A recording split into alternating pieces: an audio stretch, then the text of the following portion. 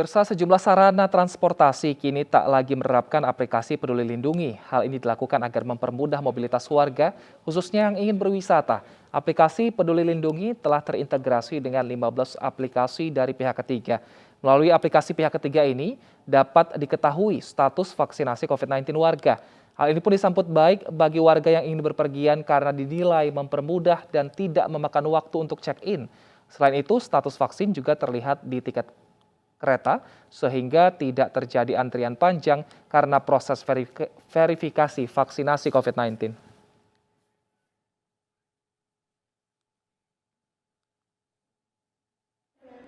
Sudah bersama kami Lineke Utsiki dan Vicky Rian langsung dari Stasiun Senen dan juga Bandara Soekarno-Hatta. Kita ke Stasiun Senen terlebih dahulu. Pemirsa, ada Lineke di sana. Lineke, bagaimana suasana di Stasiun Senen? Apakah semakin ramai warga yang ingin berpergian ke wilayah lain?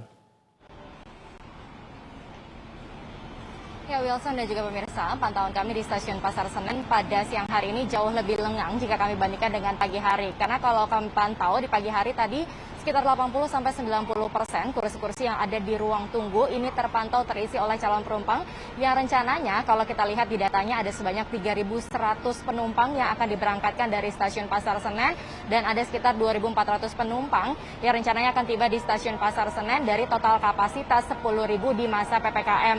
Artinya kalau kita lihat meskipun adanya pelonggaran aturan dan juga penyesuaian aturan di masa PPKM, perpanjangan PPKM di periode 3, di level 3 periode 5 hingga dengan 18 Oktober 2021 kali ini sebenarnya tidak terlalu berpengaruh secara signifikan terhadap lonjakan penumpang di Stasiun Pasar Senen. Dan juga tadi kami sempat berbincang-bincang dengan sejumlah penumpang yang menyambut baik adanya integrasi dari aplikasi Peduli Lindungi karena mereka saat ini pada saat proses check-in-nya tidak membutuhkan waktu yang lama untuk kemudian mengunduh aplikasi Peduli Lindungi ataupun memindai barcode dari aplikasi Peduli Lindungi, apalagi kalau mereka terkendala dengan sinyal. Kali ini mereka hanya tinggal menunjukkan kemudian lembaran tiket yang mana di dalamnya sudah tertera status dari vaksinasi, kemudian juga menunjukkan hasil tes PCR maupun antigen dan mereka sudah dapat masuk ke peron untuk melakukan perjalanan jarak jauh. Namun ada sejumlah hal kemudian yang menjadi catatan kami karena tadi kalau kami lihat meskipun dari aplikasi KAI Akses dan juga aplikasi Peduli Lindungi ini sudah terintegrasi,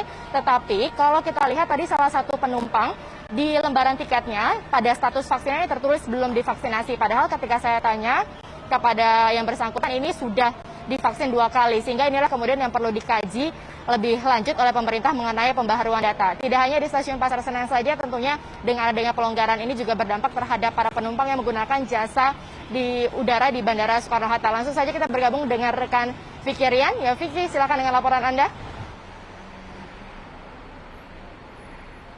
Ya, baik, terima kasih Lineke. Memang seiring dengan mulai terkendalinya pandemi COVID-19, memang membuat pemerintah melonggarkan sejumlah aturan atau sejumlah sektor, salah satunya yaitu di sektor penerbangan baik domestik maupun internasional. Di Bandara Internasional Soekarno-Hatta memang ini mulai kembali ramai oleh para calon penumpang yang hendak menuju ke sejumlah kota. Berdasarkan data terakhir yang kami dapat, hari ini tercatat ada 440 penerbangan baik kedatangan maupun keberangkatan dari Bandara Internasional Soekarno-Hatta dengan total penumpang mencapai 57.000. Dan memang pelonggaran aturan ini memang sepertinya dimanfaatkan oleh masyarakat untuk berpergian ke luar kota baik untuk urusan pekerjaan, berlibur ataupun kembali ke kampung halamannya.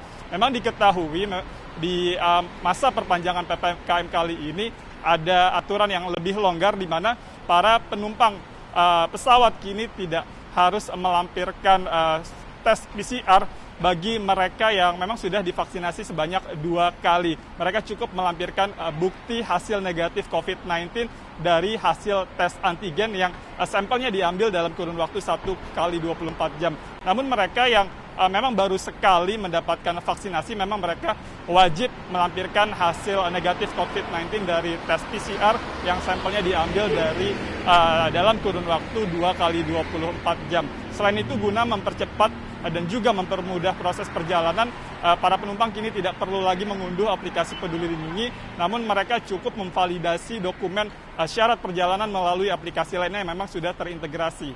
Kembali ke Wilson ke studio. Fikirian dari Bandara Soekarno-Hatta Tangerang, Banten dan Lineke Ustiki dari Stasiun Senen Jakarta, terima kasih atas laporan Anda.